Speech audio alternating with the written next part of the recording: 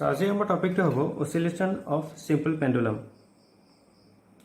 So simple pendulum এটালে কেনেকুৱা ধৰণৰ অসিলেশন এক্সিকিউট কৰে সো হেতু আজি আমি ইয়াত চাম।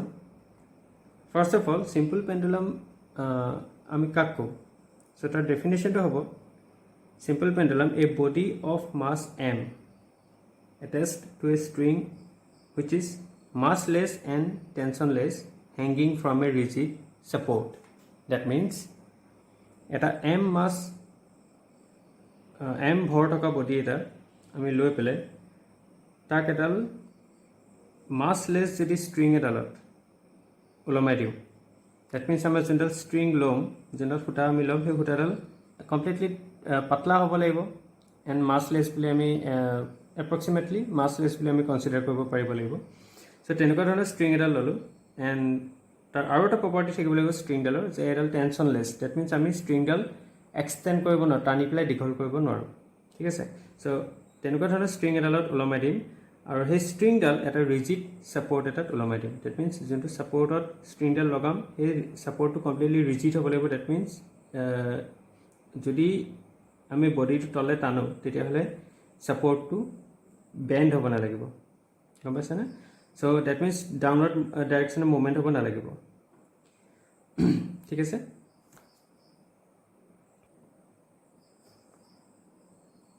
এতিয়া আমি ধৰি ল'লোঁ যোনডাল ষ্ট্ৰিঙত আমি মাছটো লগাইছোঁ ষ্ট্ৰিংডালৰ লেংথ হৈ গ'ল L। এতিয়া যদি থিটা এমাউণ্ট অফ ডিছপ্লেচমেণ্ট আমি কৰি দিওঁ তাৰ মেইন পজিশ্যনৰ পৰা এই বডিটো থিটা এমাউণ্ট ডিছপ্লেচ এটা কৰি দিওঁ, তেতিয়াহ'লে এই বডিটো M G amount of force তললৈ টানি থাকিব, গ্ৰেভিটেশ্যনেল ফ'ৰ্চ। চ' ইয়াত এম জি কেলৈ লিখিছোঁ? বিকজ আমাৰ এই জিটো কি আছিলে? Gravitational acceleration due to gravity. Okay, so' M G amount of ফ'ৰ্চে তললৈ টানি থাকিব। এতিয়া এই M G amount of force ইয়াক যদি আমি কম্পনেণ্টত ৰিজল্ভ কৰি দিওঁ তেতিয়াহ'লে আমি কি পাম? এডাল পাম আমি এম জি কছ থিটা along the direction of the string আৰু এটা হৈ গ'ল এম জি চাইন থিটা, ঠিক আছে। এতিয়া চোৱা এম জি কছ থিটা ডাইৰেকশ্যনত বডিটো মুভমেণ্ট হ'ব নোৱাৰে। কেলৈ নোৱাৰে? বিকজ আমি প্ৰথমতে কৈছিলোঁ যে আমি যোনডাল ষ্ট্ৰিং ইয়াত ল'ম, যোনডাল সূতা ল'ম, সূতাডাল কি হ'ব? আমি তাক টেনশ্যনলেছ, ডেট মিনছ তাক আমি টানি পেলাই দীঘল কৰিব নোৱাৰোঁ। আৰু দীঘল কৰিব যিহেতুকে নোৱাৰোঁ, এই বডিটো ডাউনৱাৰ্ড ডাইৰেকশ্যনৰ মুভমেণ্ট এইটো ছাইডে হ'ব নোৱাৰে, কাৰণ তাক সূতাডালে অপজিট ডাইৰেকশ্যনত টানি আছে। চ' সূতাডালে যোনটো ফ'ৰ্চেদি টানি আছে তাক আমি কি কওঁ? টেনশ্যন বুলি কওঁ, ঠিক আছে। চ' ইয়াৰ যোনটো টেনশ্যন, সূতাডালৰ যোনটো টেনশ্যন আৰু এই বডিটোৱে তাক তললৈ টানি থকা যোনটো ফ'ৰ্চ এম জি কছ থিটা, সেই দুটা ইকুৱেল হ'ব। That means tension T is equal to M G cos theta. আৰু যিহেতুকে এই দুটা ফ'ৰ্চ ইকুৱেল হয়, সেইটো কাৰণে আমাৰ কছ থিটা এম জি কছ থিটা ডাইৰেকশ্যনত বডিটো মুভমেণ্ট নহয়। চ' এম জি কছ থিটা ডাইৰেকশ্যনত নহয়, তেতিয়াহ'লে কোনটো থাকি গ'ল? এম জি চাইন থিটা। ডেট মিনছ ইয়াৰ অনলি মুভমেণ্টটো কোনটো ডাইৰেকশ্যনত হ'ব? এম জি চাইন থিটা। চ' ইয়াত আমি লিখিব পাৰোঁ that is the body's force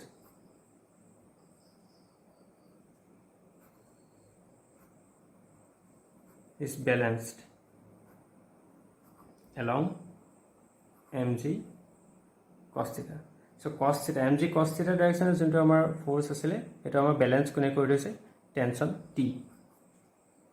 এই ষ্ট্ৰিংডালৰ যোনটো টেনশ্যন সেই আমাৰ বেলেঞ্চ কৰি থৈ দিয়া আছে। চ' এইটো ডাইৰেকশ্যনৰ মুভমেণ্ট নহয়। The body can only move in the direction. কোনটো ডাইৰেকশ্যন পাৰিব? এম জি চাইন থিটা উইথ এচিলেৰেশ্যন এ, ঠিক আছে।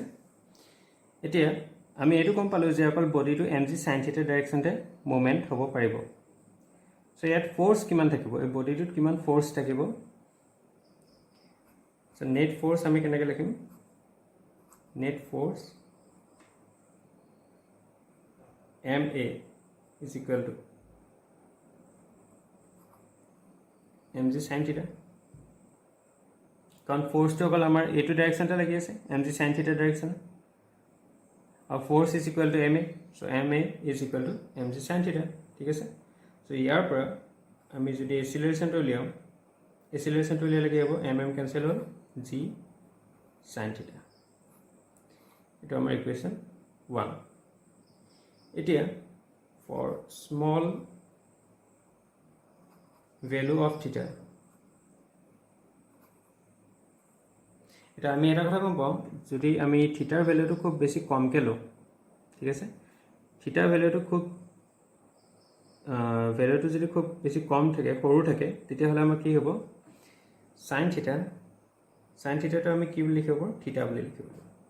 বিকজ থিটাৰ ভেলুটো যদি খুব বেছি সৰু থাকে, তেতিয়াহ'লে কি হ'ব, এইডাল আমাৰ প্ৰায় লিনিয়াৰ বুলি আমি ধৰিব পাৰোঁ ডিছপ্লেচমেণ্টটো, হ'ব।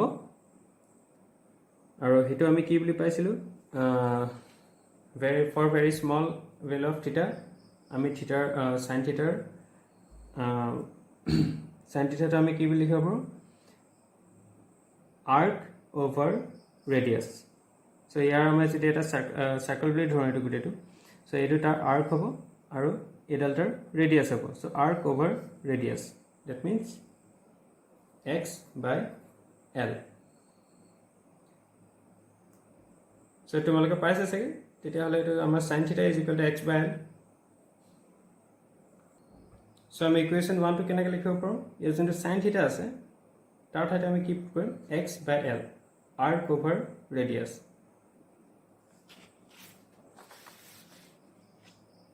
So or we can write equation 1 as a is equal to g sin theta or a equal to g x/l,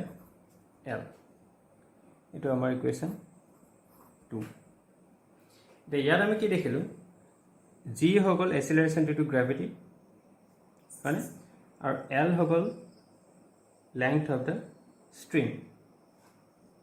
তেতিয়াহ'লে ইয়াত আমাৰ দুটা ভেলু কনষ্টেণ্ট হয়, বিকজ আমাৰ লেংথটো কি কৈছিলোঁ আমি এক্সটেণ্ড কৰিব নোৱাৰে, ডেট মিনছ লেংথ আমাৰ চেঞ্জ নহয়, এল ইজ কনষ্টেণ্ট। আৰু acceleration of gravity, acceleration due to gravity is also' a constant, that means আমাৰ দুটাই কনষ্টেণ্ট হয়। তেতিয়াহ'লে আমি লিখিব পাৰোঁ যে a is proportional to x. So' acceleration is proportional to displacement. That means আমাৰ চিম্পল হাৰ্মনিক মোশ্যন হ'বলৈ, যোনটো অচিলেশ্যনটো চিম্পল হাৰ্মনিক হ'বলৈ হ'লে তাৰ আমাৰ এটা ক্ৰাইটেৰিয়া কি আছিলে, যে acceleration should be proportional to the displacement, হয় নাই। এণ্ড এগেইন এই ডিছপ্লেচমেণ্টৰ নিগেটিভ ডাইৰেকশ্যনত হয়, এচিলাৰেশ্যনৰ নিগেটিভ ডাইৰেকশ্যনত হয়, সেইটো আমি চাই লওঁ। চ' ডিছপ্লেচমেণ্ট আমাৰ এইটো ডাইৰেকশ্যনত হৈছে, আৰু বডিটো কোনটো ডাইৰেকশ্যনত আহিব বিচাৰি থাকিব, এইটো ডাইৰেকশ্যনত, ডেট মিনছ এচিলাৰেশ্যনটো কোনফালে থাকিব, নিগেটিভত থাকিব, ডিছপ্লেচমেণ্টৰ নিগেটিভ। চ' আমি এইটো লিখিব পাৰোঁ যে এচিলাৰেশ্যন is proportional two negative x. চ' এইটো আমাৰ কি হয়, চিম্পল হাৰ্মনিক মোশ্যনৰ এটা ক্ৰাইটেৰিয়া আছিলে। ডেট মিনছ আমি ক'ব পাৰোঁ যে ডেট ইজ উই কেন চে it is a simple harmonic motion. That means simple pendulum এটালে কি মোশন এক্সিকিউট কৰি থাকে, সিম্পল হাৰ্মনিক মোশন। এটা আমি টাইম পিৰিয়ডটো উলিয়াব লাগে। সো আমাৰ পেণ্ডুলামডালে এটা অসিলেশ্যন কমপ্লিট কৰিবলৈ কিমান সময় লাগে, তাৰ টাইম পিৰিয়ডটো, time period is given by, so আমি ইয়াৰ এটা এক্সপ্ৰেছন আগত পাইছিলোঁ, time period is equal to 2π by omega. Again, for simple harmonic motion,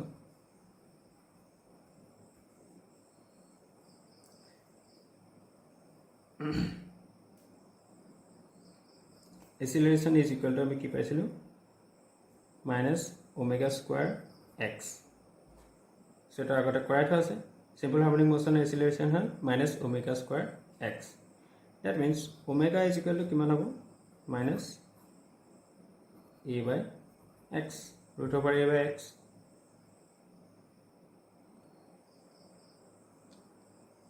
It is our equation. Equation 3 below, equation 4. Now from 3 and 4 we have. So here যদি omega ঠাইত আমি এই ভ্যালুটো put কৰি দিওঁ তেতিয়াহ'লে আমাৰ টাইম পিৰিয়ড কিমান হ'ব twice by root over x by a. ঠিক আছে নে এটা সা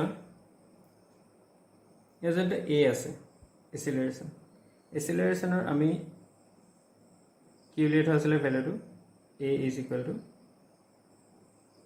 x by l. So ইয়াত যদি আমি ইয়াৰ ভ্যালুটো পুট কৰি দিওঁ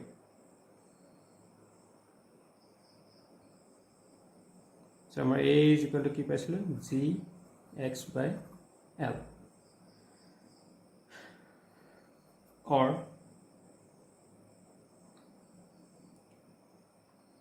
x by a x to এফালে আনিলো x by a is equal to কি হ'ব আমাৰ l by g. ঠিক আছে এটো ৰিএৰেঞ্জ কৰি পেলালো এই ইকুৱেচনটোকে ৰিএৰেঞ্জ কৰিলো x by a is equal to l by g. এতিয়া x by a ঠাইত আমি কি পুট কৰিম l by g. So twice by root over l by g.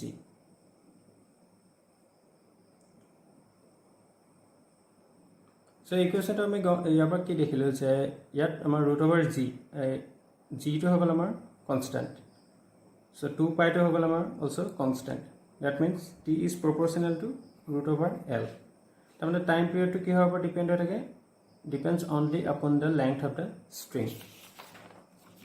So directly proportional. So আমি length of a string ডালৰ যিমানটো length এই length ওপৰত ডিপেন্ড কৰি থাকিব ইয়াৰ আমাৰ টাইম পিৰিয়ডটো কিমান হ'ব গম পাইছানে ইয়াৰ মাছৰ ওপৰত ডিপেন্ড কৰি নাথাকে অকল লেংথৰ ওপৰত ডিপেন্ড কৰি থাকিব এটা মনত ৰাখিবা ঠিক আছে